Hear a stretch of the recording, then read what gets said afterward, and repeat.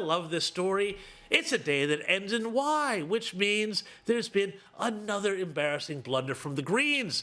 The party has been forced to defend its vetting process after its ACT candidate Harini Rangarajan, under a pseudonym, compared al-Qaeda leader Osama bin Laden to, you guessed it, Jesus Christ. She wrote the post on Substack, a newsletter and blogging platform, saying, "I've gone on to idolize several other martyrs, Jesus Christ, Joan of Arc, Osama bin Laden, etc." The Greens' defense, a creative writing exercise to explore the absurdity of dying for ideologies. Lisa, how embarrassing is this for the Greens?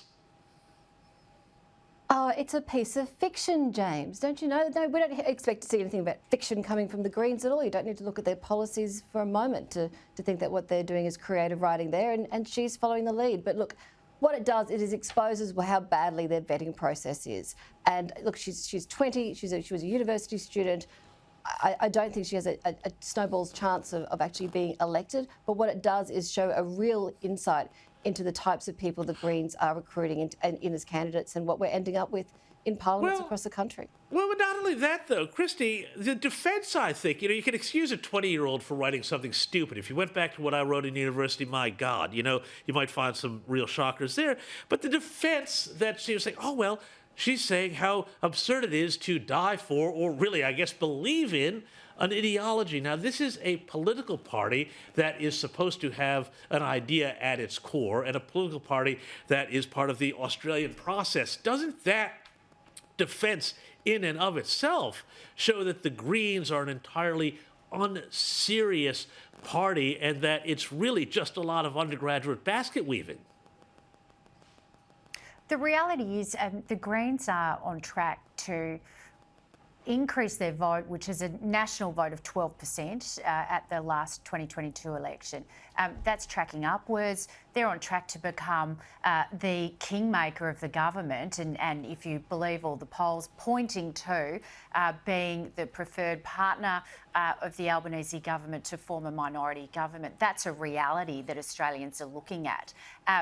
That means that it's about time the media started giving equal scrutiny to the Greens on their vetting practices, on their candidates, and on their absolutely ridiculous defence to that accident or creative writing.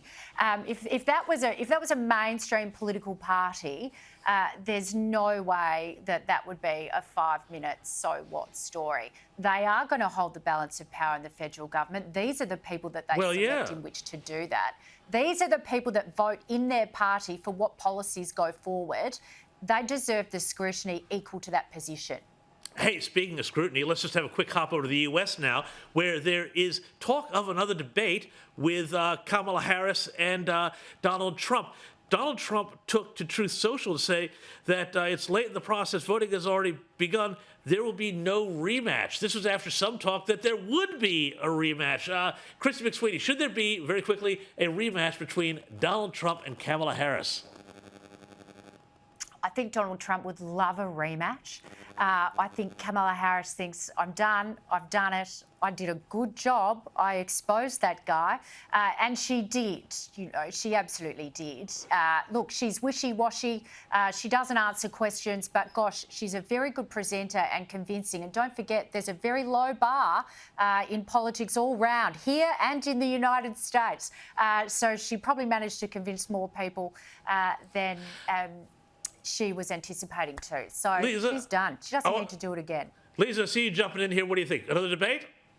Very quickly? Yeah, no, I don't think he would. And I don't think he would. Why would he? The polls are so tight at the moment. I don't think he needs to go on there and to risk it again. And she's doing it because I think she thinks that he's a major risk and she wants the last say.